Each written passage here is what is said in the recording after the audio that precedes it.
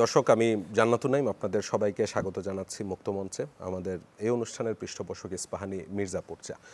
দর্শক, যারা প্রতিনিয়ত অনুষ্ঠানটি দেখে থাকেন তারা জানেন যে আমরা এই অনুষ্ঠানে এমন সব বরেণ্য ব্যক্তিদের আমন্ত্রণ জানিয়ে থাকি যাদের আলোকবর্তিকায় উদ্ভাসিত হয়েছে বাংলাদেশ। আমরা তাদের কর্মময় জীবন সম্পর্কে কিছুটা জানবার চেষ্টা করি, সমসাময়িক সমাজ, রাষ্ট্র ও পারিপার্শ্বিক বাস্তবতা নিয়ে তাদের ভাবনা বোঝার চেষ্টা করি। সেই ধারাবাহিকতায় আমার আজকের যিনি অতিথি, তিনি একজন শিক্ষক, গবেষক, রাষ্ট্রবিজ্ঞানী এবং সবচেয়ে বড় কথা, বেশিরভাগ মানুষই তাকে আসলে অভিবাসন বিশেষজ্ঞ হিসেবে চিনেন। বর্তমানে তিনি দায়িত্ব পালন করছেন ঢাকা বিশ্ববিদ্যালয়ের রাষ্ট্রবিজ্ঞান বিভাগের চেয়ারপারসন হিসেবে, দায়িত্বরত রয়েছেন রামরুর প্রতিষ্ঠাতা চেয়ারপারসন হিসেবে। দর্শক, আমার আজকের অতিথি প্রফেসর ডক্টর তাসনিম সিদ্দিকী।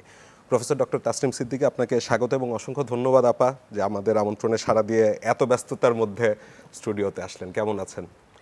ভালো আছি, আর আমাকে আমন্ত্রণ জানানোর জন্য আপনাকে ধন্যবাদ।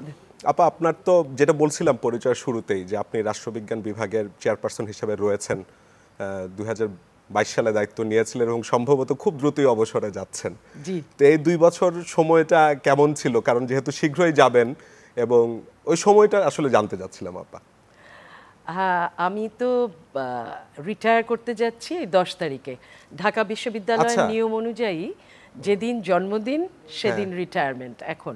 তো আমার 65 বছর হতে যাচ্ছে এই 10 তারিখে, সেদিনই আমি রিটায়ার করছি। তো 2 বছর আমি তাহলে তো পেয়েছি। আপা জন্মদিনের অগ্রিম শুভেচ্ছা। ধন্যবাদ, ধন্যবাদ। 2 বছর সময় আমি পেয়েছি অ্যাজ চেয়ারপারসন। তো আমার কাছে যেটা মনে হয়েছে যে ডিপার্টমেন্টটা একদিকে যেরকম একাডেমিক এক্সেলেন্সের দিকে যেতে হবে, অন্যদিকে তেমনি ডিপার্টমেন্টের যে একটা ছাত্রছাত্রীটা এটাকে যে ওন করবে, এটা তাদের জায়গা এবং এটাতে যে একটা মানে একাত্মতা ফিল করবে, সেইটা ফিল করার জন্য ডিপার্টমেন্টে যতটা বিভিন্ন রকমের অনুষ্ঠান প্রয়োজন, বিভিন্ন রকমের কালচারাল মুভমেন্ট প্রয়োজন, সেইগুলো করার দিকে আমি চিন্তাটা নিয়ে গেছি। এর প্রথম যে কাজটা করেছি সেটা হচ্ছে যে আমাদের ভাষা সৈনিক বরকত, উনি ছিলেন আমার বিভাগেরই ছাত্র। তো আমরা বিভাগকে ব্র্যান্ডিং করেছি পুরো বিশাল তার এক মুরাল তৈরি করে। এখন এই মুরালটাই হয়ে গেছে, পুরনো ছাত্র, নতুন ছাত্র সবাই এসে তার সামনে দাঁড়িয়ে ছবি তুলছে। আমার বিভাগের যত শিক্ষক আছেন যারা জাতীয় পর্যায়ে গুরুত্বপূর্ণ ভূমিকা অনেক বিখ্যাত রেখেছেন, শিক্ষক আছেন, প্রফেসর রাজ্জাক আছেন। এক্স্যাক্টলি, প্রফেসর রাজ্জাক, দেবেন্দ্রনাথ ব্যানার্জি, তারপরে ধরেন নাজমা চৌধুরী, রনক জাহান, এরা সবাই কিন্তু কোনো না কোথাও, ডক্টর এমাজউদ্দিন আহমেদ, এরা সবাই, তালুকদার মুনিরুজ্জামান স্যার, এরা ভীষণভাবে সমাজকে, রাষ্ট্রকে দিয়েছেন। তো তাদের অর্জনগুলোকে এবং তাদের একটা করে কোটেশন দিয়ে ছবি পুরো করিডোরে আমরা লাগিয়েছি। তাতে কি হয়েছে, ছাত্রছাত্রীরা একটা জানতে পারছে, একটা বোধ করছে, গর্ববোধ করছে যে এটা আমার বিভাগ, এরা আমার পূর্বসূরি।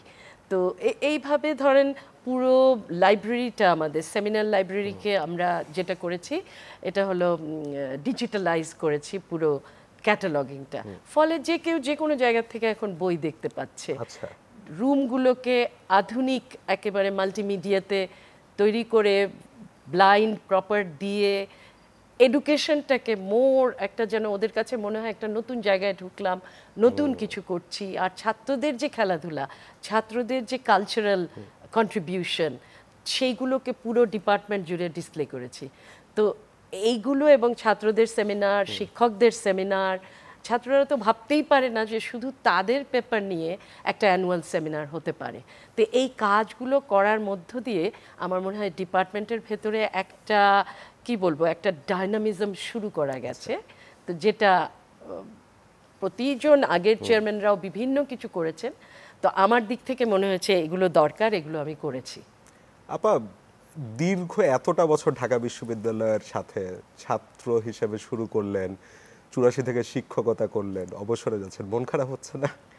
না, একদম মন খারাপ হচ্ছে না। কেন? এই জন্য যে আমি গত 2 বছর ধরে নিজেকে তৈরি করেছি যে আমি রিটায়ার করতে যাচ্ছি। সো রিটায়ারমেন্ট কিন্তু কোনো কিছু শেষ হয়ে যাওয়া নয়, নতুন আরেকটা জীবন শুরু হওয়া। ঢাকা বিশ্ববিদ্যালয়কে আমি কিন্তু কোনো প্রাইভেট ইউনিভার্সিটিতে কখনো পড়াইনি, বিদেশে আমি পড়িয়েছি, বিদেশের ইউনিভার্সিটিতে পড়িয়েছি, কিন্তু ঢাকা ইউনিভার্সিটির প্রতি আমার সম্পূর্ণ মমত্ব থেকে আমি শুধু একেই সার্ভ করেছি এবং এখনো পর্যন্ত গবেষণার মাধ্যমে আমি একেই সার্ভ করব। প্রতি বছরে অন্তত 30 থেকে 40 জন ছাত্র 6 মাসের জন্য আমাদের সাথে গবেষণা করে রামরুতে এবং এক ধরনের এমপ্লয়মেন্ট আমরা তৈরি করি তাদের জন্য। এর ভিত্তিতে তারা বিদেশে যাচ্ছে স্কলারশিপ নিয়ে, তারা বিভিন্ন রকম চাকরি বাকরিতে ঢুকছে, ইন্টারন্যাশনাল অর্গানাইজেশনে ঢুকছে, ইউনিভার্সিটির টিচার হচ্ছে। আমার এই কাজগুলো তো অব্যাহত থাকবে এবং বিশ্ববিদ্যালয়ের সাথে একটা সম্পর্ক, আমি এই গবেষণার সম্পর্কটা সারা জীবন রক্ষা করেই যাব। সুতরাং আমি এখান থেকে যাচ্ছি না, বরং নতুন রূপে নতুনভাবে জীবনটাকে আপনার স্টুডেন্টদের এখনই হতাশ হওয়ার আসলে কিছু নেই, মন খারাপ করারও কিছু নেই।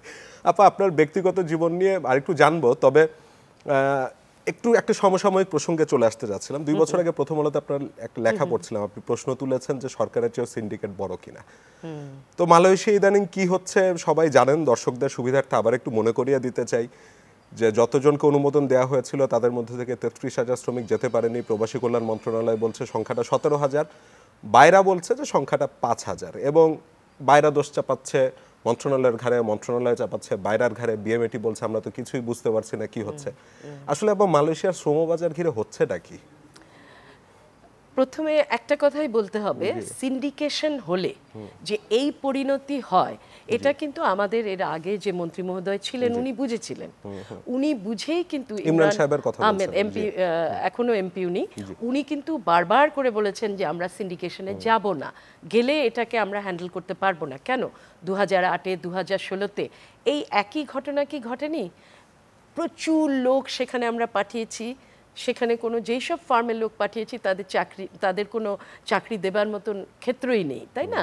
তো যার ফলে হ্যাঁ, কিছু লোক চাকরি পেয়েছেন এবং কিছু লোক পথে পথে ঘুরছেন।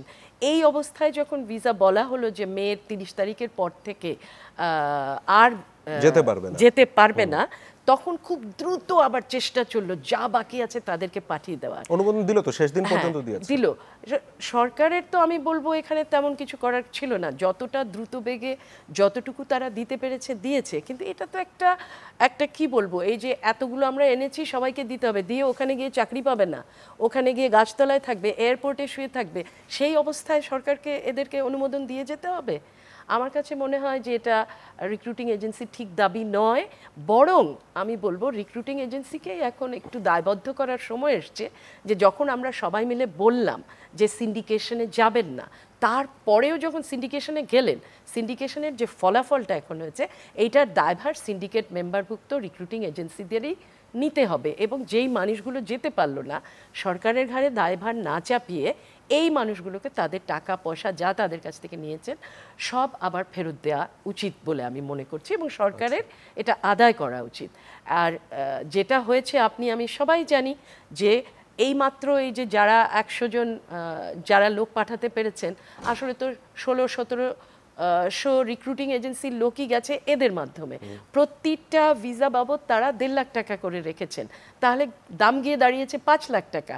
এই যে সম্পূর্ণ একটা অনৈতিক কার্যক্রম যেটা ঘটলো, সেটার ব্যাপারে তো আমার মনে হয় এখন সময় এসছে দায়বদ্ধ করা, এবং ভবিষ্যতে এই ধরনের বাজার মালয়েশিয়াতে ভবিষ্যতে যেন আবার খোলা না হয়।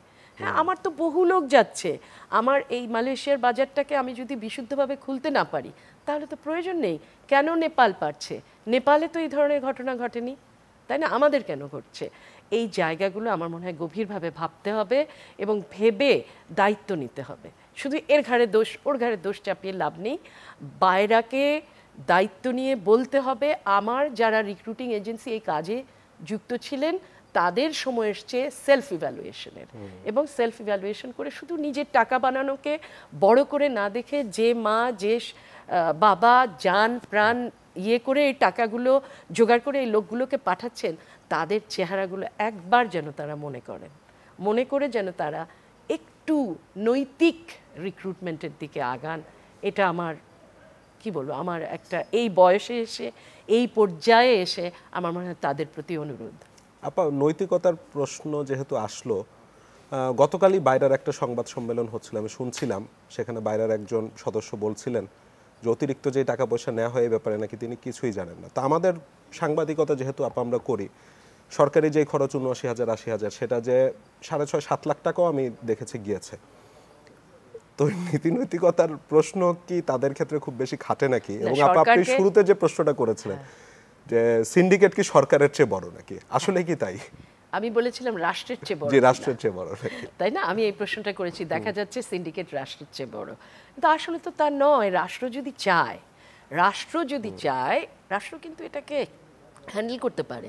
কিন্তু এই সিন্ডিকেটের ভেতরেই আমরা দেখি যে রাষ্ট্র পরিচালনায় যারা আছেন বা সেই সময় ছিলেন, তাদের অত্যন্ত বড় ক্ষমতাশালী লোকেদের স্ত্রী বা আত্মীয় এই সিন্ডিকেটের অংশ ছিলেন, যার ফলে রাষ্ট্রর ভেতরে তারা ঢুকে গেছেন, ফলে রাষ্ট্রকে তারা কন্ট্রোল করছেন, ফলে রাষ্ট্রের চেয়ে তারাই বড় মনে হয়েছে। আপা সময় থাকলে হয়তো পরে আবারও এই আলোচনায় ফিরবো। একটু আপনার ব্যক্তিগত জীবনে চলে যেতে যাচ্ছিলাম। আপনার বাবা অত্যন্ত বিখ্যাত মানুষ, ডক্টর আশরাফ সিদ্দিকী। মায়ের কথা আমি পাচ্ছিলাম, আপনি এক জায়গায় লিখেছেন যে আজিমপুর গার্লস হাই স্কুলের ডাক সাইটে সাইদা আপা, মানে সাইদা সিদ্দিকী। এবং আপনার মায়ের কথা অনেকবার এসেছে, বাবার কথা এসেছে। একটু আপনার বাবা মার সম্পর্কে একটু জানতে চাচ্ছিলাম যে ছেলেবেলায় কে বেশি শাসন করতো আর কে বেশি আদর করতো? আমরা মায়ের হাতেই বড় হয়েছি। বাবা সাহিত্যিক।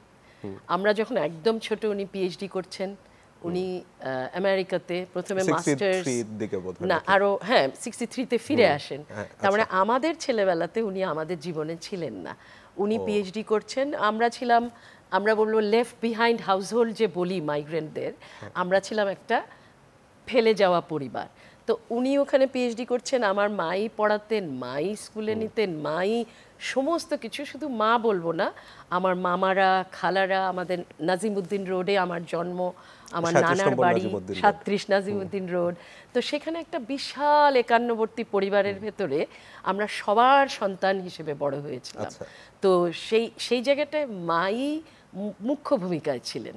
এবং আমরা মনে করতাম টাকা কোথা থেকে আসে, মা কোথাতে, সব মা। বাবার যে একটা ভূমিকা আছে এটা আমরা সেভাবে বুঝতামই না। কিন্তু যখন বড় হই, যখন বড় হই, মনে করেন আমরা এখন কলেজে ভর্তি হচ্ছি, তখন এই যে বাবা আমাদেরকে যেই জায়গাটা দিলেন, সেটা হচ্ছে মনে করেন আজকে সৎসঙ্গের অনুষ্ঠান, অথবা আজকে হয়তো কি বলবো, ওই যে সুন্দরবন সাহিত্য সভা, লালন ফকিরের আখড়ায় হচ্ছে তার জন্ম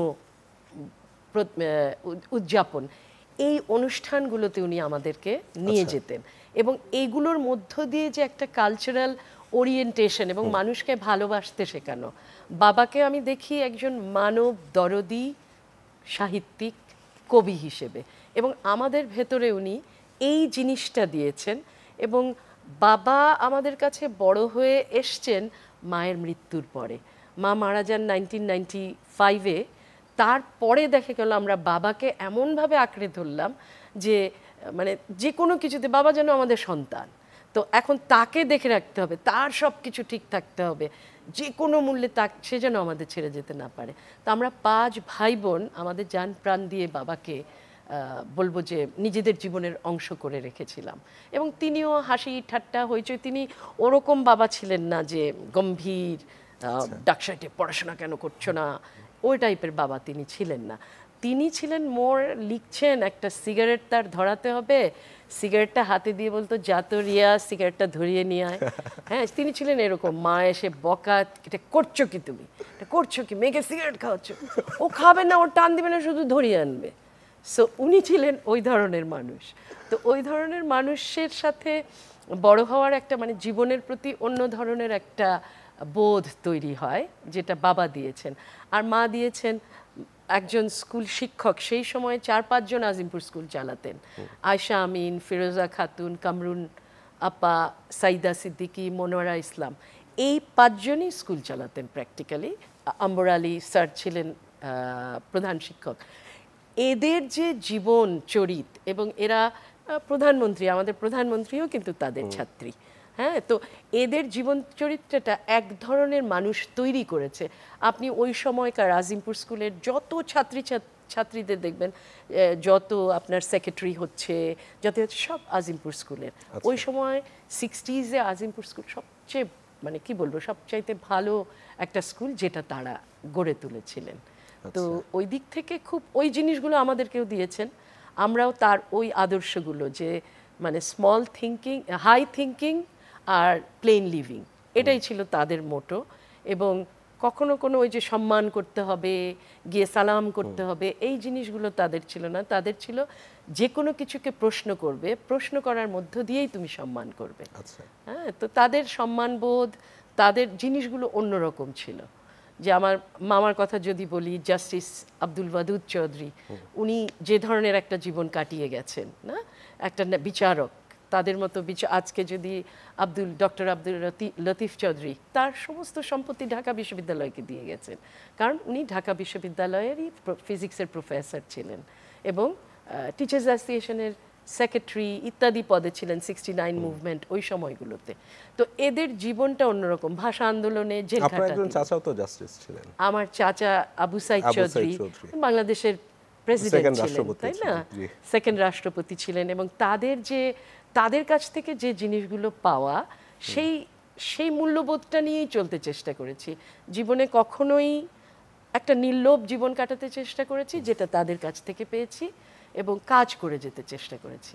যে কোনো, অনেকেই আমাকে বলবে যে তোমার যদি কাজ না থাকে তুমি কাজ তৈরি করে কাজ করো, হয়তো কথাটা ঠিক।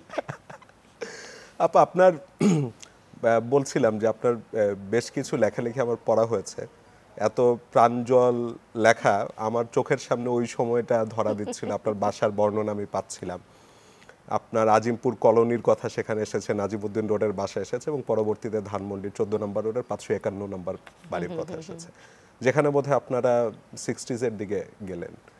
তার আগে আজিমপুর কলোনিতে। তো ওই বাসার একটা খুব সুন্দর বর্ণনা আমি পাচ্ছিলাম, একটু বলবেন নাকি বাসাটা কিভাবে তৈরি হয়েছিল, কেমন ছিল, পরিবেশটা কেমন ছিল এই সময় ধানমন্ডি? আমরা তো নানার বাসায় থাকতাম বেশি, যদিও আজিমপুরে আমাদের একটা কলোনিতে একটা ফ্ল্যাট ছিল, তো বেশিরভাগ আমরা নানার বাসায় থাকতাম। তো সেখানে যখন থাকতাম, আমার বড় ভাই খালি বলতো, রুমি, তিনি হচ্ছেন ক্যাটসাই, মনসুন রেন, এগুলোর যে সিইও, আমার বড় ভাই, তাদের তৈরি, দুই ভাইয়ের এবং আমার ভাবির, রুমি রুশো, এবং সেই সাথে আপনি তো দেখি সবাইকে চেনেন, এবং তার স্ত্রী আশরাফুন সিদ্দিকী, তারা করেছেন। এবং তার ইয়েটা ছিল যে আমাকে একটা এই নাজিমউদ্দিন রোডের মতন বাসায় রাখতে হবে, এরকম থাকতে হবে, এরকম একটা নাকি বলতো সে যখন ছোট, সে নাকি এই কথা বলতো। তো আমার মায়ের ছিল যে একটা বাসা লাগবে। তো ওই মানে সেই 1950s-এ নানা হয়তো এই জমিটা কোনোভাবে ইয়ে করে দেন। তার বাবার কথা ছিল, ছেঁড়া কাঁথায় শুয়ে লাখ টাকার স্বপ্ন দেখো, এই 5,000 টাকা আমি কোথায় পাবো, আমি কি করে তোমাকে এই জমি কিনে দিব। আর মায়ের কথা ছিল, সব গয়না বিক্রি করে হলেও আমি এটা কিনবো। এবং সে কিনেছে। এবং 58-এ বাবা বোধহয় তখন ওই যে কতগুলো পুরস্কার পেলেন, অনেকগুলো পুরস্কার সেই সময়, আদমজি পুরস্কার, বাওয়ানি পুরস্কার, তারপরে কি বলে আমাদের যে ইউনেস্কো পুরস্কার, এই পুরস্কারগুলোর টাকাগুলো দিয়ে একতলা হলো। ওই যে একতলা হলো, বাবা বিদেশ থেকে ফিরলেন, ফিরে এসে বললেন আর অন্য জায়গায় থাকা নয়, আমরা এই বাড়িতে থাকবো। এর আগে বাড়িটা ছিল একজন বিদেশি আমেরিকান এম্বাসির এর কাছে ভাড়া ছিল। তো সে এত সুন্দর করে বাড়িটা সাজিয়েছিল, গাছ দিয়ে সমস্ত কিছু, বিশাল লন। আমি কিন্তু আপনাদের সেই বাসায় গিয়েছিলাম তখন তো দোতলা। পরবর্তীতে 69-এর দিকে বাবা বোধহয় 2 বছর ধরে একটা ঘর করে দোতলাটা করেছিলেন। তখনও দেখেছি বিশাল বাগান আছে, বাগান আছে বাড়িটা। আর আমার মানে ওই বাড়িটায় আমাদের বিয়ে, আমাদের ছেলেপেলেদের হলুদ, যে কোনো আত্মীয় স্বজনের হলুদ, সব কিছু ওই মাঠটার ভেতরে। তো ওই বাড়িটার সাথে আমাদের বেড়ে ওঠা, আমাদের মানে কি বলবো, আত্মার সম্পর্ক। বললাম তো মুক্তিযুদ্ধ, ওই বাড়ি থেকে পালিয়ে দেশে গেছি, ওই দেশে যাওয়া, দেশের থেকে আবার ফিরে আসা, সমস্ত কিছু বাড়িটাকে কেন্দ্র করে। মানে ওই ধানমন্ডি লেক, ওই জায়গাটাই আমরা। সেখানে তো মনে হয় তখন অনেক বিদেশিরা থাকতো ধানমন্ডি এলাকাতে, এবং 71 আপনার লেখায় পাচ্ছিলাম যে 71-এর সময় এলাকাটা তুলনামূলক সেফ ছিল আর কি।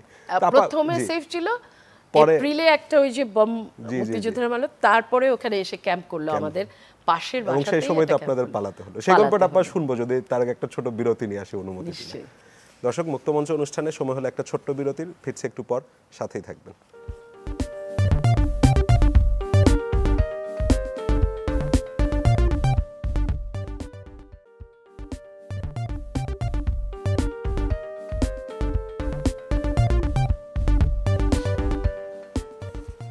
দর্শক, বিরতির পর আবারও স্বাগত। আপনারা দেখছেন মুক্তমঞ্চ। আমাদের এই অনুষ্ঠানের পৃষ্ঠপোষক ইস্পাহানি মির্জাপুর চা, এবং আজকে আমার সাথে অতিথি হিসাবে রয়েছেন professor doctor Tasnim Siddiqui. Professor Tasnim Siddiqui, বিরতির পর আবারও আপনাকে স্বাগত। আপনার বিরতির আগে আপনার ধানমন্ডির বাসা নিয়ে কথা হচ্ছিল, মুক্তিযুদ্ধের প্রসঙ্গ চলে এসেছিল, সেখানে আমরা আরও কিছুক্ষণ পরে যাব। তার আগে একটু আপনার নানার প্রসঙ্গে চলে আসতে যাচ্ছিলাম। আমি আপনার একটা লেখা পড়ছিলাম, আপনি লিখেছেন মৃত্যুর সাথে প্রথম বোঝাপড়া, যেখানে আপনার নানা মারা যাবার পর আপনার ভাষায় আপনি লিখেছেন, আমি নানার ঘরের দরজার চৌকাঠে বসে দেখছিলাম সব কিছু, পানিতে ভেজানো বড়ই পাতাগুলোর দিকে তাকিয়ে ভাবছিলাম নানা ছাড়া কেমন হবে আমার পৃথিবীটা। এবং শেষে এসে লিখেছেন যে মানে খুব আক্ষেপ করে, কেউ আর আমাকে নানা গো বলে খ্যাপায় না, মাঝে মধ্যে বড় স্বাদ হয় আমার ভাইরা আমাকে একটু খ্যাপাক। তা আমি আপনার বিভিন্ন লেখায় পাচ্ছিলাম, যেমন আপনার একজন শিক্ষিকা যে নাজমা আপার কথা বলছেন, তিনি চলে গেছেন, আপনার ফুফাতো বোনের কথা এসেছিল মিতু। তো এরকম তো আপা আসলে আমাদের সম্পর্কে অসংখ্য আমরা সেতু তৈরি করে রাখি, স্মৃতির বন্ধন থাকে, তাদেরকে ছাড়াই আবার জীবন চলেও যায়। কিন্তু এই মানুষগুলোকে ছাড়া জীবন চলাটা কতটা কঠিন হয়। এবং ওই যে তখন তো আপনি খুব ছোট, কিন্তু আপনার লেখা পড়ে মনে হলো যে একটা তীব্র আঘাত আপনি পেয়েছেন নানার চলে যাওয়া, কতটা কষ্ট করছিল? ভীষণ কষ্টকর ছিল, কারণ আমি যখন ছোট বলা হতো, ধর আমি দুই বোন, আমার বড় বোন নাহিদ, সে হচ্ছে ওই যে রিটায়ার করেছে, সিদ্দিকিজ ইন্টারন্যাশনালের প্রিন্সিপাল ছিলেন। তো সে অসম্ভব ফর্সা, অসম্ভব সুন্দর। তা আমরা দুই বোন কোথাও গেলেই বলতো, তোমার এই মেয়েটা এত কালো হলো কি করে? আপনার কথা বলছেন? আমাকে বলতো, এই মেয়েটা এত কালো হলো কি করে? আমার খুব রাগ উঠতো, আমাকে দেখে না আমি কত ফর্সা, আর আমাকে বলে কালো। বলে আমি রেগে যেতাম, রেগে যেয়ে নানার কাছে গিয়ে বলতাম, নানা আমাকে কালো বলে কেন, দেখো তো আমি কত ফর্সা। তো নানা তখন বলতো, তুমি তো খুব ফর্সা, তুমি আমার চেয়েও ফর্সা। তো ওই মানে আমার যে কোনো রকম বাইরের থেকে যা কিছু আসতো সেইটার মানে প্রতিরক্ষা ছিলেন নানা।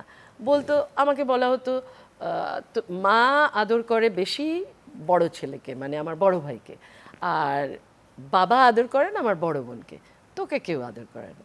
এই কথাটা বললে তো আমার তো খারাপ লাগবে না, আমার এক ফোঁটা খারাপ লাগতো না। আমি তখন উঠে দাঁড়িয়ে, ওই যে নানা আমাকে শিখে তুমি বলবে তোমাকে আদর করে সারা পৃথিবী, তোমাকে আদর করে সব আত্মীয়, তোমার জন্য নানা ঘুমাতে পারে না রাতে, তুমি না শুলে তার সাথে। তো এই যে আমাকে যে আশ্রয়টা তিনি দিয়ে রেখেছিলেন, আমার যে পার্সোনালিটিটা তিনি একটা ডেভেলপ করে দিচ্ছিলেন, এবং ওই যে লাঠি নিয়ে বেরোতেন, ওটা একটা দেখার সিন। এত বড় বড় ভাই মারা গেছেন সব, চা বাগানের ম্যানেজার বা অমুক তমুক, এরা এসেই পাশ দিয়ে ঘুরেই আমাকে না না গা বলে খ্যাপাতো, আর আমি খেপে নানার কাছে গিয়ে কাঁদতাম। না একটা লাঠি নিয়ে বেরোতেন, কে খেপালো, কেডায় খেপাইলো রিয়া রে, সিলেটি তো।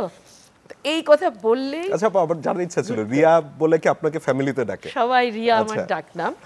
আমার মনে হয় ইউনিভার্সিটিতে আসার আগ পর্যন্ত সবাই রিয়াই বলতো। হ্যাঁ, আসার পরে কি এখন তাসনিম? এখন তাসনিম হয়েছে পিএইচডি করে আসার পর তাসনিম ভালো নামটা চলে এসছে। ইভেন মানে ওই রিয়াতেই আমি বাসার পরিবারে রিয়াতেই স্বাচ্ছন্দ্য। তো ওই তো নানা, এই কারণে নানা যখন মারা গেলেন তখন আমার কাছে মনে হয়েছিল যে বোধহয় মানে একটা অন্য একটা বাস্তবতায় চলে আসলাম। কিন্তু দেখলাম যে তারপরে যেভাবে আমার বড় খালা, ওনারা যেভাবে দায়িত্বগুলো নিয়ে নিলেন, মামারা দায়িত্ব নিয়ে গেলে, আমরা ঠিকই আবার নাজিমুদ্দিন যাচ্ছি, আবার সবাই ভাই বোনেরা পড়ছি একসাথে, এরকম করে পড়তে বসাতেন। আমরা 15-20 জন একসাথে লাইন করে সকালে উঠে, বড় খালা উনি ছিলেন আমাদের কি বলে জয়েন্ট ডিপিআই ছিলেন, উনি রাজশাহী বোর্ডের চেয়ারপারসন ছিলেন, উনি এডুকেশনিস্ট ছিলেন। এবং ওই যে আছে না যে বিয়ে শাদী করবেন না, শুধু মানে সমাজ সেবা করে যাবেন, উনি ছিলেন ওই টাইপের। ওই যে আমাদের যে স্বামী বিবেকানন্দের যে ডাকটা, ওই ডাকটায় অনেকগুলো মহিলা আছেন দেখবেন, তারা কিন্তু তখন আর বিয়ে শাদী করেনি, তারা হায়ার এডুকেশন মাস্টার্স করে চলে গেছেন বিদেশে মাস্টার্স করতে, ফিরে এসে তারা পুরো এডুকেশনিস্ট।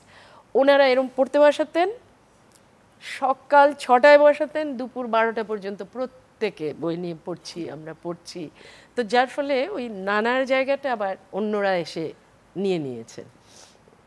তো নিজের কমফর্ট জোনটা ছিল ওইখানে। হ্যাঁ। তো সেখান থেকে মানে আমি পড়ছিলাম লেখায় যে প্রতি বৃহস্পতিবারে নাকি নানা সেখানে চলে যেতেন। নানা আমাকে নিয়ে যেতেন বৃহস্পতিবার, মানে আজিমপুরের বাসায় থাকি, নানা প্রতি বৃহস্পতিবারে চলে আসবেন। এসে উনি যদি না আসতে পারে, উনি আবার আচকান পড়তেন, আচ্ছা। টার্কিশ টুপি পরতেন মাথায়। উনি ছিলেন গভর্নমেন্ট কলেজের প্রফেসর ইংলিশের। আর শেষ জীবনে উনি ঢাকা বিশ্ববিদ্যালয়ের প্রথম এক্সামিনেশন কন্ট্রোলার অফ এক্সামিনেশন ছিলেন উনি। তো উনি ওই চলতেন লাঠি নিয়ে, ওরকম চলে আসতেন, এসে আমাকে নিয়ে চলে যেতেন, আবার 2 দিন থেকে স্কুলে নামিয়ে দিতেন পরে। আর অঙ্ক করাতেন, মা বলে দিত না তুমি নিয়ে গেলে পড়ানো হয় না, তখন বলতে পড়াবো আমি পড়াবো। তারপরে কি করতেন, যেদিন যাব সকালবেলা, আয় অঙ্ক কর, তোর মা নাইলে আসতে দিবে না।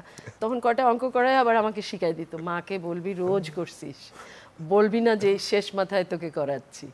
তো ওরকম আর কি, ওই ধরনের জায়গার থেকে উনি নিজে না, যখন ওনার ক্যান্সার হলো উনি নিজে আসতে পারতেন না, তখন আমার ছোট মামা আব্দুল রকিব চৌধুরী, উনিও মারা গেছেন, উনিও ভাষা আন্দোলনে জেল খেটেছেন, কানাডাতে মারা গেছেন। ওনাকে পাঠিয়ে দিতেন সাইকেল করে। তো ওনার সাইকেল করে আমি চলে যেতাম নানার বাসায়। আর নানার বাসায় যে আমার খেলার সাথে কিন্তু এতগুলো মামাতো খালাতো ভাই বোন, আর সবচেয়ে বেশি ছিল মানে কাজের 2টো মেয়ে, ছোট চিকুনি বড় চিকুনি। ওই ছোট চিকুনি বড় চিকুনি ছাড়া আমি পৃথিবীর কিছু বুঝতাম না। ওদের সাথে সারাদিন খেলতাম। আর খেলতাম মানে কি, মাটি কাদা সব দিয়ে সারাদিন খেলতাম।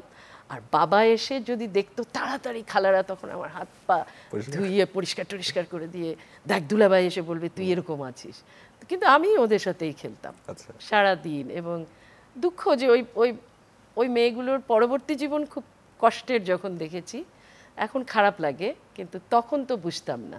আপা এই যে একটা একান্নবর্তী পরিবারে বড় হলেন, আমি আপনার চেহারা দেখে বুঝতে পারছি আপনি নস্টালজিক হয়ে যাচ্ছে, যে কি আনন্দ। এখন সবাই একা একা থাকে, চেঞ্জটা কেমন লাগে এখন? দুটো দু রকমের। এখন যদি আপনি একান্নবর্তী পরিবারে, যেমন আমি কিন্তু শ্বশুরবাড়িতেও থেকেছি, শ্বশুরবাড়িতে আমার বিয়ের পরে একান্নবর্তী পরিবারে থেকেছি, যেখানে আমার শ্বশুর শাশুড়ি বড় একটা বিজনেস ফ্যামিলি না, এবং তারা ওয়ারিতে থাকতেন। এবং সেখানে আমরা, ওনার 4 ছেলে মেয়ে, 3 ছেলে, তার বউ সহ নাতি নাতনি নিয়ে আমার খালা শাশুড়িরা নানি শাশুড়িরা রেগুলার ওখানে আসতেন। তো ওটা আরেক রকম জয়েন্ট ফ্যামিলি ছিল, এবং সেখানেও কিন্তু আমার অত্যন্ত আনন্দে কেটেছে। কিন্তু যখন আমার ছেলে একটু 3 বছর হচ্ছে বা কিছু, তখন আমার মনে হয়েছে হয়তো বা এই বাচ্চাদের জন্য এখনকার যে সমাজ ব্যবস্থা, তাতে কিছুটা প্রাইভেসি প্রয়োজন, তাকে পড়ানোর ক্ষেত্রে কিছুটা সুযোগ প্রয়োজন, জায়গা প্রয়োজন। এই জিনিসগুলো আমি নিজেই মিস করেছি। অথচ বিয়ের পর থেকে নিয়ে 5 বছর আমি মহা আনন্দে ওখানে থেকেছি, কিন্তু বাচ্চা বড় হওয়ার পরে মনে হয়েছে এটার প্রয়োজন। যেখানে আমি অস্ট্রেলিয়া গিয়ে যখন জীবন শুরু করলাম, আমিও পিএইচডি করছি, আমার হাজব্যান্ড পিএইচডি করছেন, তখনকার যে একটা জীবন দুজনের, ওটারও প্রয়োজন আছে। স্বামী স্ত্রীর ভেতরে যে সম্পর্কটা, গভীরতাটা গড়ে ওঠা, সেটার জন্য একাকিত্ব প্রয়োজন আছে। আবার যদি আপনি একটা আলাদা বাসায় থাকলেন, অথচ যদি আপনি রেগুলার, যেমন শুক্রবারে শনিবারে, এখনও কিন্তু আমরা সব ভাই বোন একখানে হই, সব ভাই বোন একখানে হয়ে ওই পুরনো জীবনের মতোই গল্প করি, খাই, যোগাযোগটা পুরোপুরি আছে, পুরোপুরি। তো এখনকার সিস্টেমটাও মন্দ না, কিন্তু কোনো একদিকে যাওয়া ঠিক না, যে একদম একান্নবর্তী ভালো তা বলবো না, আবার যে একক পরিবার বিচ্ছিন্ন হয়ে বাস করা দ্বীপের ভেতরে, সেটাও ভালো না। এক ধরনের ব্যালেন্স করা যায়। হ্যাঁ, এখনো প্রতিদিন রাতে আমার ছেলের সাথে কথা হয়। ছেলে থাকে ইংল্যান্ডে, এবং সে এখন অ্যাসোসিয়েট প্রফেসর ইউনিভার্সিটিতে, সাসেক্স ইউনিভার্সিটিতে। কিন্তু সে তো রাত মানে একদম 9:30 বাজবে আর ওর ফোনটা বাজবে, এবং আমার সাথে সে 1 ঘন্টা কথা বলবে।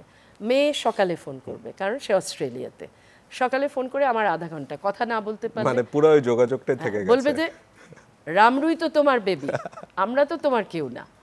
কথা কথা বলতে মনে হবে। খানিক সত্য আপা, হ্যাঁ কথা মনে খানিক সত্য। হয়তো আমি যদি বলি কাজ আছে, সাথে সাথে বলবে, আমরা তো কেউ না, কথা বলতে হবে এখন।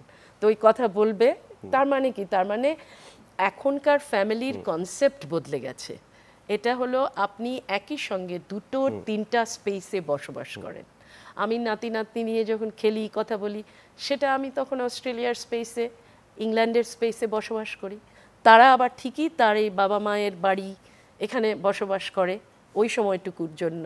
হ্যাঁ, আমি যেরকম একটা জিনিস খুঁজছি, আমার মেয়ে বলবে আমাকে সাথে নিয়ে যাও না, অর্থাৎ তাকে ওই মানে ল্যাপটপটা হাতে করে নিয়ে তার ঘরে যেতে হবে, আমাকে সাথে নিয়ে যাও না, খোলো না, আমি বলছি আলমারিতে কোথায় আছে জিনিসটা। সো তার মানে ফ্যামিলির কনসেপ্ট বদলে গেছে, ওটাকে একসেপ্ট করে নিয়ে সুন্দর করে চলতে এগিয়ে হবে। যেতে হবে। আচ্ছা আপা, আপনার তো নানা বাড়ি সিলেটে, আবার বাবার বাড়ি টাঙ্গাইলে। টাঙ্গাইল, হ্যাঁ। তো সিলেটের ভাষার তো একটা সমস্যা আছে, মানে যেমন আমি শুনলে বুঝতে পারি না, তো ও ধরনের কোনো সমস্যা হয়েছে নাকি ছোটবেলায়? হ্যাঁ, আমরা ছোটবেলায় তো সিলেটি বলতাম। আচ্ছা, আপনারা সিলেটি বলতেন? হ্যাঁ, আমরা তো নানা বাসায় থাকছি, নানা বাসায় সিলেটি, কিন্তু এটা বুঝতে হবে আমরা কিন্তু ভাদেশ্বরী সিলেটিটা বলতাম না, আচ্ছা আমরা বলতাম হবিগঞ্জের সিলেটি। আচ্ছা। হ্যাঁ, তো ওই হবিগঞ্জের সিলেটিটাই বলতাম। তো এখন বাবা যখন বিদেশ থেকে ফিরলেন, বাবা বিদেশ থেকে ফিরে মহা মানে তার, খাপ্পা।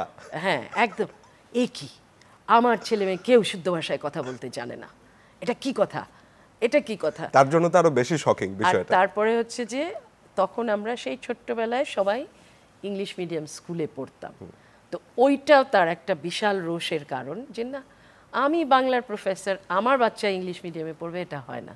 তো বলে ওই এক মানে কি বলবো, এসে যাওয়ার 6 মাসের ভেতরে 6-এ পড়ে আমার বড় ভাই, তাকে একদিনে সব শিখিয়ে, বাংলা শিখিয়ে 1 মাসে তাকে ল্যাবরেটরি স্কুলে নিয়ে আসা হলো। আচ্ছা। আমাদেরকে সব আজিমপুর স্কুলে নিয়ে আসা হলো এবং বলা হলো যে সিলেটি তুমি নানাবাড়ি যেয়ে বলো, আর কোথাও বলতে পারবা না। হ্যাঁ, তো ওইভাবে সিলেটি ভুললাম না, ওটা থাকলো। কিন্তু নাগবাড়ির সাথে বাবা ফেরার পরে টাঙ্গাইলের সাথে আমাদের এতই যোগাযোগ, আমরা প্রতি মাসে বাবা একবার দেশে যেতেন, কারণ খুব কাছে তো, 2.5 ঘন্টায় চলে যাওয়া যায়। আর আমার মাও মানে তার দ্বিতীয় হোম ছিল আমার দাদার বাড়িটা।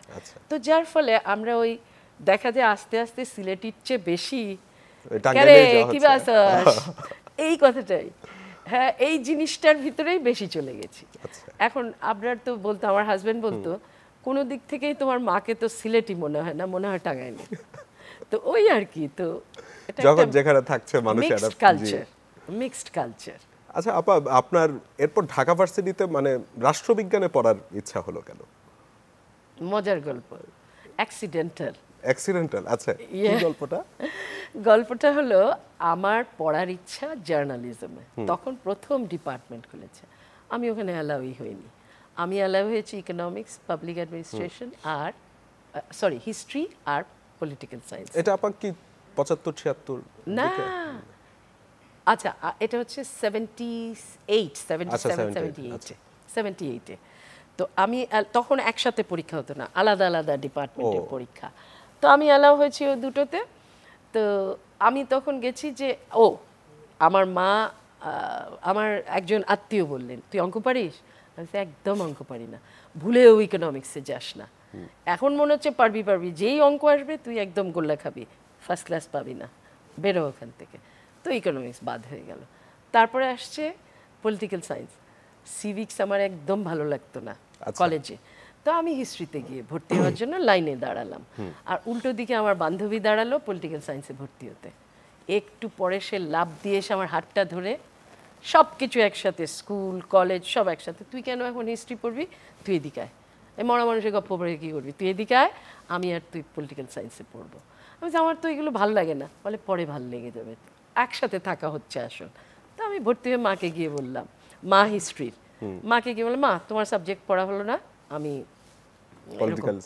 আচ্ছা পড়ো। তাদের আবার ওসব ছিল না যে কি পড়বে না পড়বে, ওসব ছিল না। হ্যাঁ, একটা ইচ্ছা ছিল, কারণ তার বাবা লিটারেচারের, তো খুব চাইতেন আমি লিটারেচারে পড়ি। আমার বাবাও লিটারেচার বাংলা, আর আমার আপনার নানা, ভাই বোন কেউ কি পড়েছে লিটারেচার? আমার বড় ভাই শুরু করেছিল, কিন্তু তারপরে সে কানাডা চলে গেছে, তো লিটারেচার আর কারোর পড়া হয় নাই।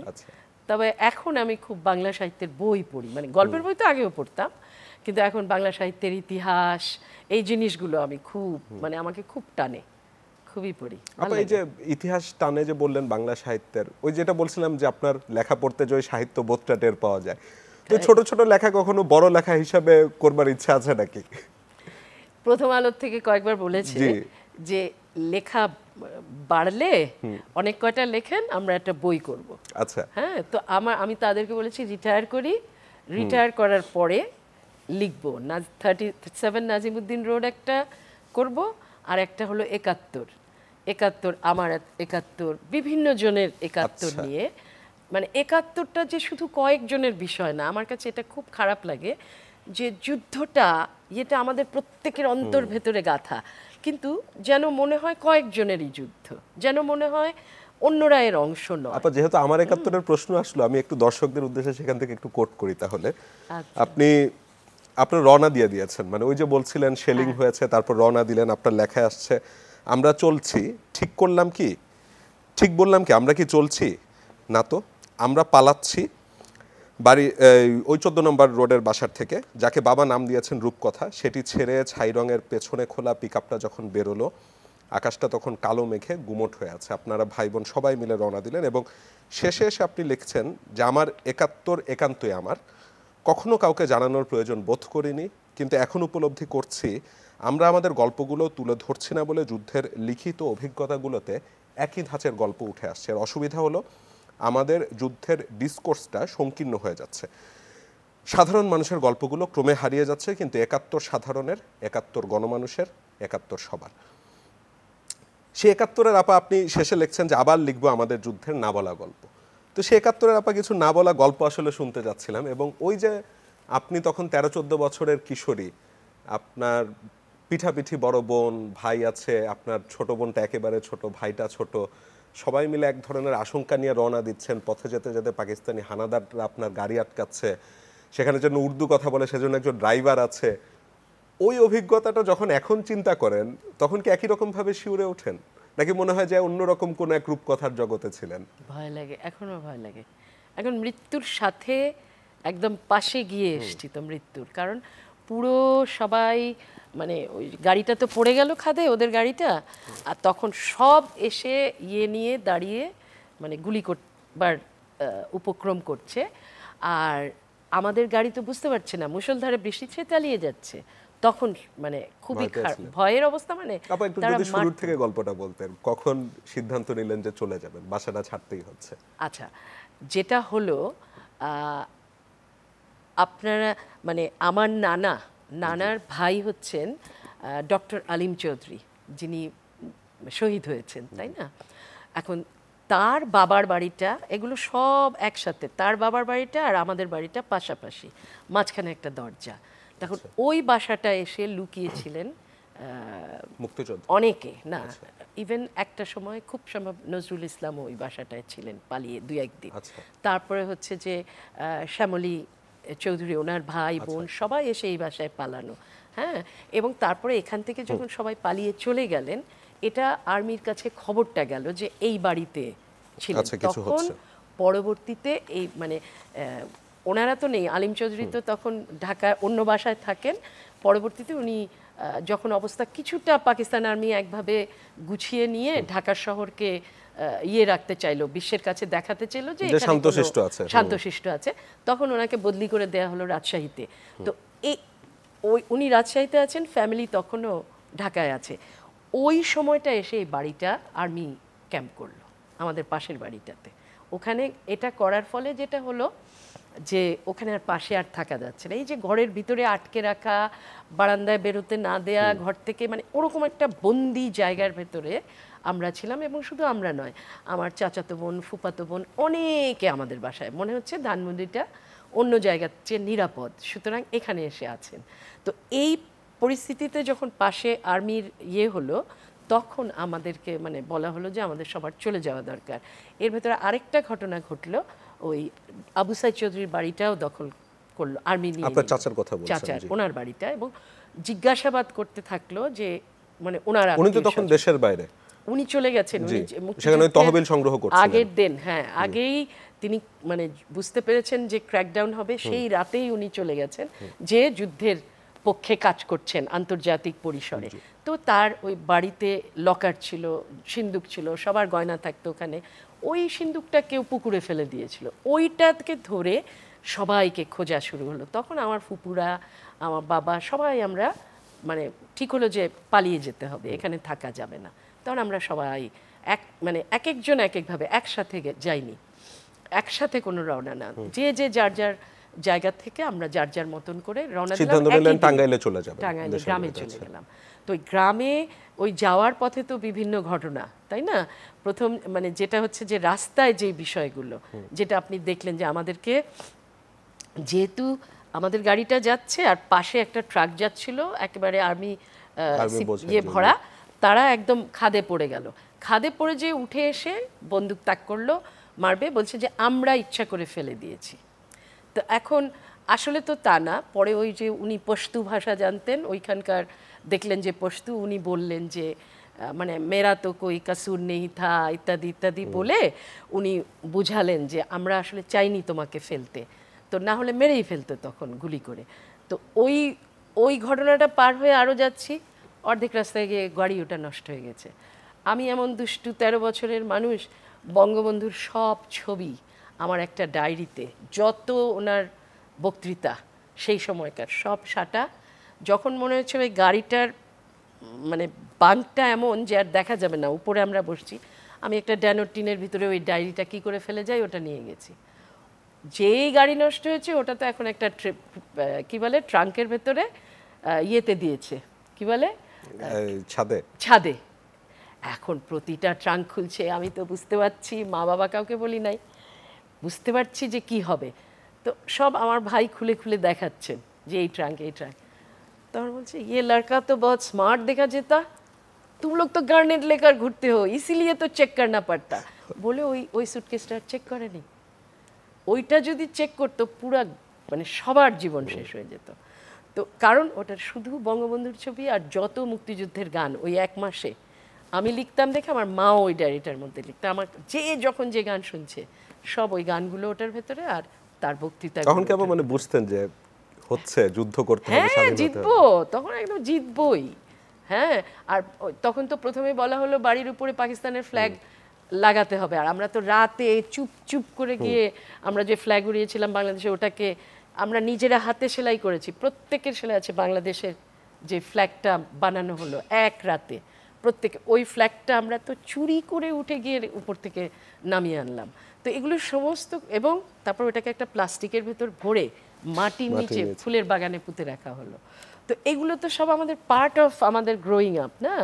তারপরে গ্রামে যাওয়ার পরে 1 মাস তো ওটা আরেক অভিজ্ঞতা, কিন্তু যেই 1 মাস পরে আমরা ফিরলাম, তারপরে গ্রামে আর্মি গেল, আর্মি গিয়ে তখন ম্যাসাকার করেছে। হ্যাঁ, আপনার ওই আরেকটা লেখাতে আমি পাচ্ছিলাম, যেটা বলছিলেন পতাকার, সেটার বর্ণনা আমি পেয়েছি। আপনি লিখেছেন 16ই ডিসেম্বর 1971, মানে আপনারা তখন ধানমন্ডিতে চলে এসেছেন, দখলদার বাহিনী পরাজিত, আজ আমরা বিজয়ী।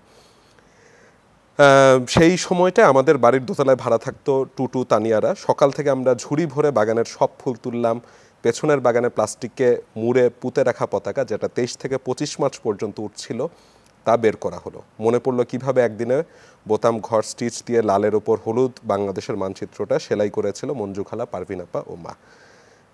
কতটা আনন্দ লাগছিল তখন, ওই যে ফুল ছুঁড়ে ফেলাচ্ছেন, ভীষণ মনে হচ্ছে যে হিরো, ওই যে জিপগুলো যাচ্ছে ঘুরে ঘুরে, মনে হচ্ছে যে এদের চেয়ে বড় হিরো বোধহয় আর কেউ নেই।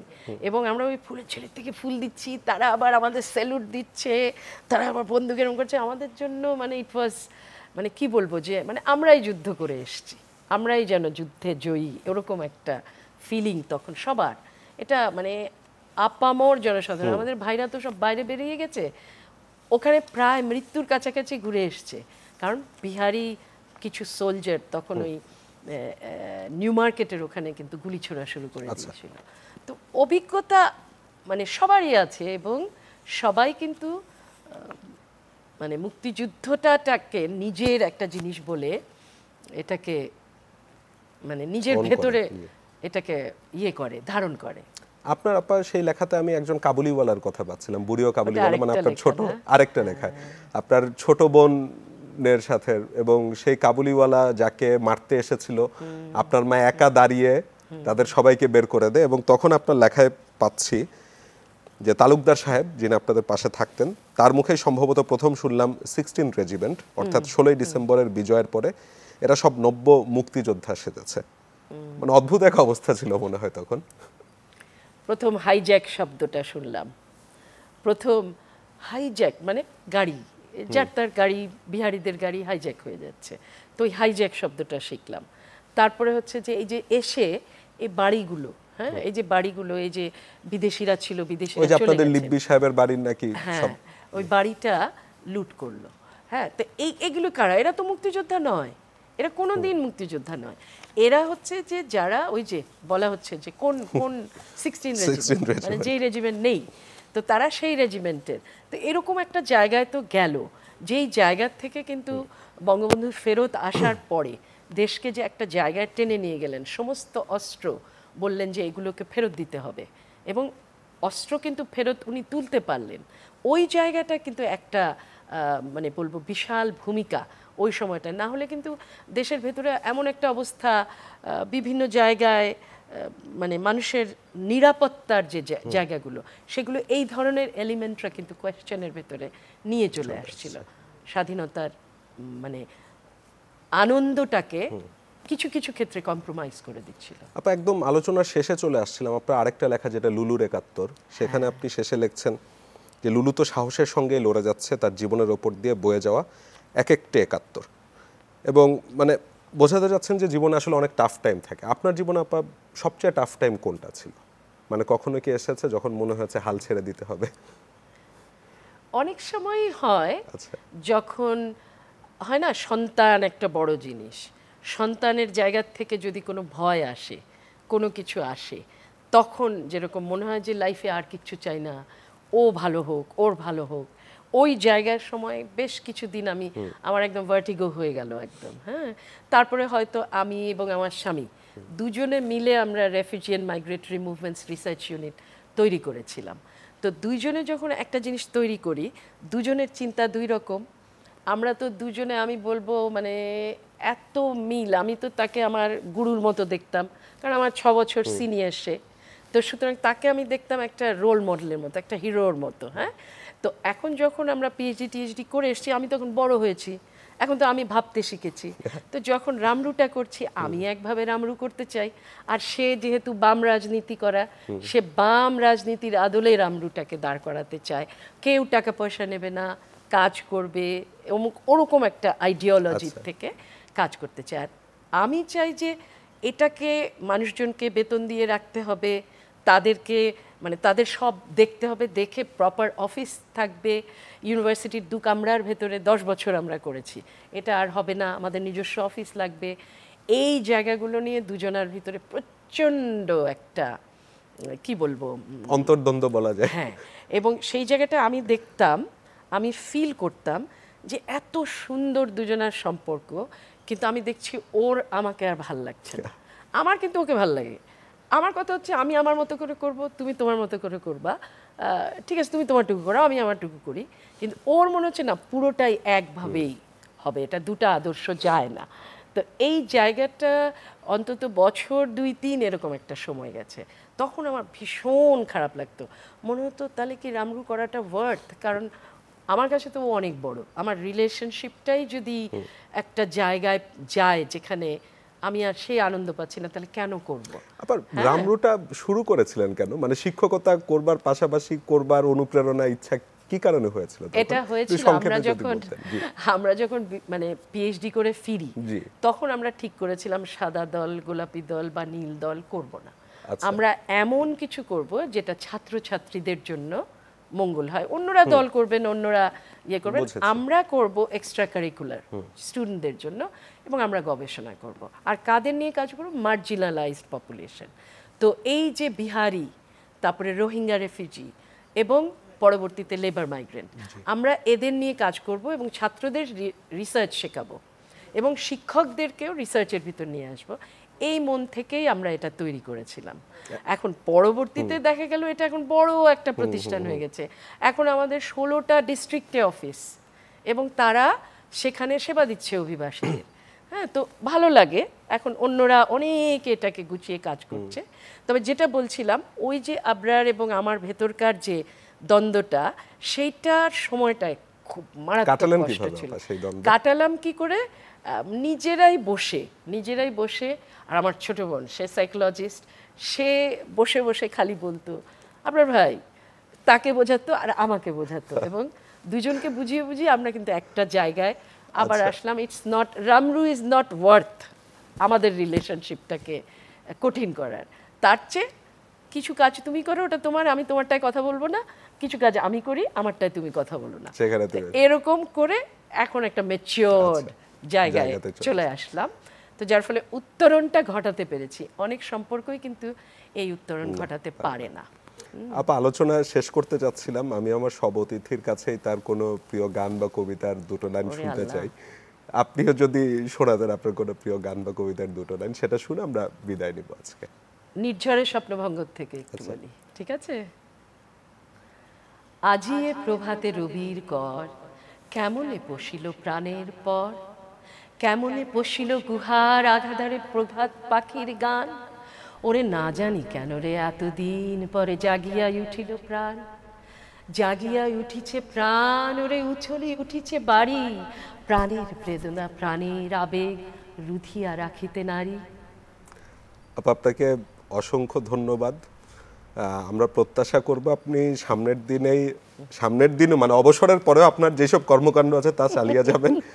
এবং আপনাকে আবার অসংখ্য ধন্যবাদ এতক্ষণ আমাদেরকে সময় দেওয়ার জন্য এবং আপনার জীবনের খানিকটা আমাদের দর্শকদেরকে জানাবার জন্য। যদি অনুমতি দেন আজকে অনুষ্ঠানটা এখানে শেষ করতে যাচ্ছি। আপনাকে অনেক ধন্যবাদ। ছোট থেকে বড় হতে দেখলাম মনে হয় আপনাদের। অনেক ধন্যবাদ। Thank you.